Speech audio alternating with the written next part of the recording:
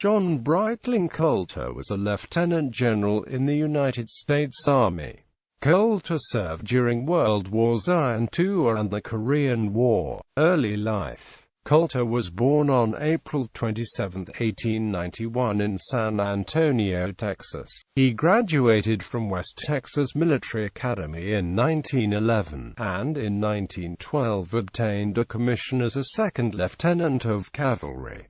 Military career. World War I. He initially served with the 14th Cavalry Regiment in Texas until 1916, including participation in the Pancho Villa expedition. During World War I, he served in France as aide-de-camp to General William A. Mann, the commander of the 42nd Infantry Division. After returning to the U.S. for 5 months as adjutant of the 154th Brigade at Camp Meade, Maryland, he went back to France as commander of 2nd Battalion 508th Pioneer Infantry, an African-American unit. Interwar. After the war, Coulter served in the War Department's Personnel Branch, and then assumed command of 2nd Squadron 14th Cavalry at Fort Des Moines, Iowa. In 1922, he graduated from the Cavalry School and was assigned to the War Department as the Cavalry Chief of Materiel, later serving as Executive Officer to the Chief of Cavalry. Coulter graduated from the Command and General Staff College in 1927, and then took command of a squadron in the 8th Cavalry Regiment at Fort Bliss,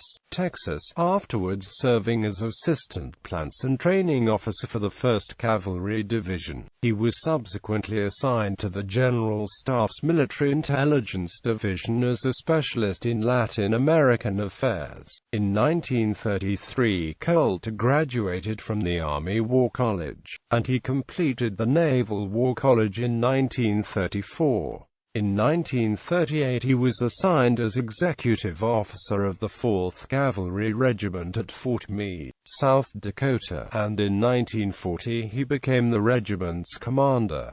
World War II. In 1941 Coulter was assigned as commander of the 3rd Cavalry Brigade in Phoenix, Arizona, receiving promotion to brigadier general. After the attack on Pearl Harbor, his soldiers patrolled the Mexican border, and Coulter received an additional assignment as the Western Defense Command's commander of the Southern Land Frontier Sector. In early 1942, Coulter was assigned to command 2nd Cavalry Division. Coulter assumed command of the 85th Infantry Division in 1943, receiving promotion to Major General. After stateside training, he led his division in North Africa and Italy. The 85th Division fought through the Gustav and Gothic lines during the Romano, North Apennines and Po Valley campaigns, and Coulter earned a reputation as an expert in military mountaineering and alpine warfare.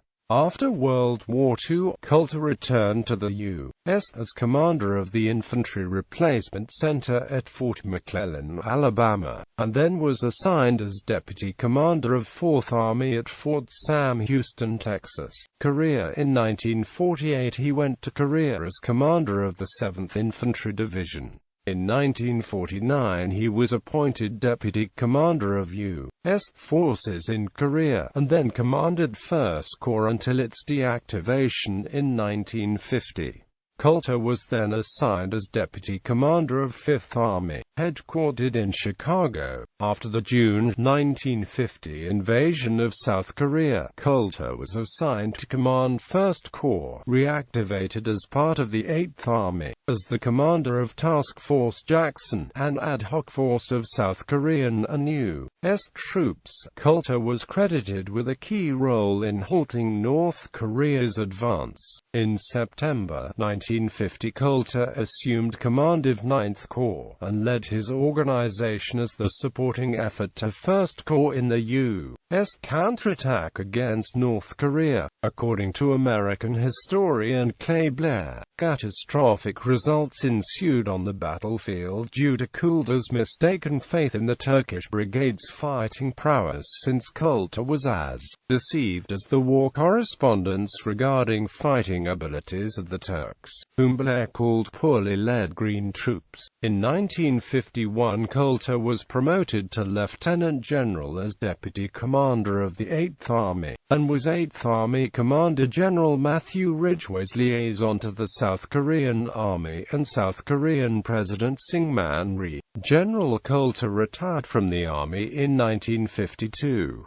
Later life. Following his retirement, Coulter was appointed the Washington, D.C. representative of the United Nations Korean Reconstruction Agency, the organization formed to direct the international effort to rebuild South Korea after the Korean War. In 1953, he was named to head UNKRA with the rank of UN Assistant Secretary General, and he remained in this position until 1958.